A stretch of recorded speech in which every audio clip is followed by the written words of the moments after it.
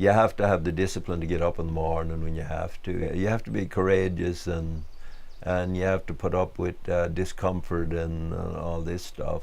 And then you have to see what you're doing as being fairly important. Maybe a part of your survival, and then you can do what I do.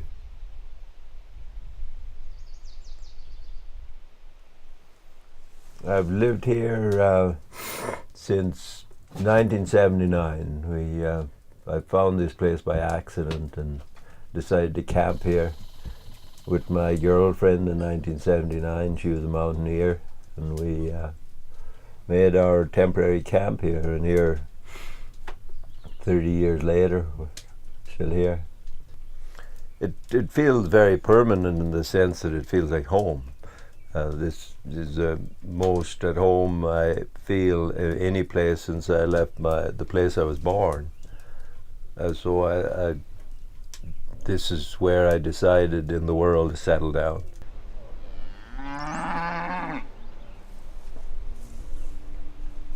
Well, my farm is spread out in the community of Argenta. I have 4 plots of land. One field is about 2 acres, and the other 3 fields have about approximately an acre each.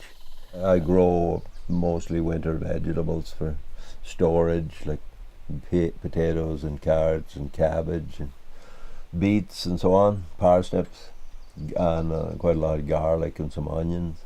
When I hit my mid-40s, I decided, this work that I'm doing is totally meaningless to me, going out there and putting 3 bags on and making a bunch of money. And any amount of it, I got so that this is just playing figures for the government, that it's not very effective, and it justifies cutting down more forests. So I decided I'm going to try not to have to do this, and that's when I decided to farm.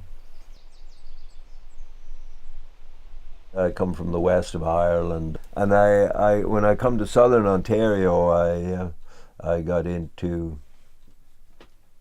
I work for farmers. I got to dislike farming in the process of the things I had to do, and one of them was driving a tractor. Found it quite lonely and boring, and when I come to farm myself, and I like horses, I like the idea of horse farming, and it's a clean way to do it, and it also takes a lot of skill. I decided that's the way I wanted to do it. Come on. It seems like a lot of work to people, and think about packing water and splitting wood and doing stuff, time consuming. And most people in today's world, they don't have time for all that effort and live their other lives. And if you're doing it just because you're going to get $11 an hour, it's not enough for that kind of work. But if you're doing it so you can learn to do it well, and someday do it yourself, then it's worth your while doing it. I think that when you look at what industrial farming has done to people and made them so dependent, but with all the infrastructure and all the industrial whatever, makes us so that we don't have to grow up.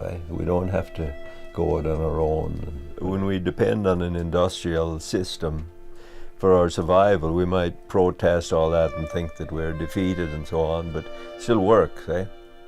But if we want to get our power back and be able to do things for ourselves and not pay other people to live our lives for us, we have to be devoted. We have to learn stuff and stick with it. And you have to accept the fact that you have to go and look after your cattle and horses if you have animals. It's care, and same with your plants. So you have that. That's what's telling you what to do, not somebody. You know? So that's what I mean about power. You have the choice, and it's still do or die. And when it becomes into the do or die realm, you have to do it.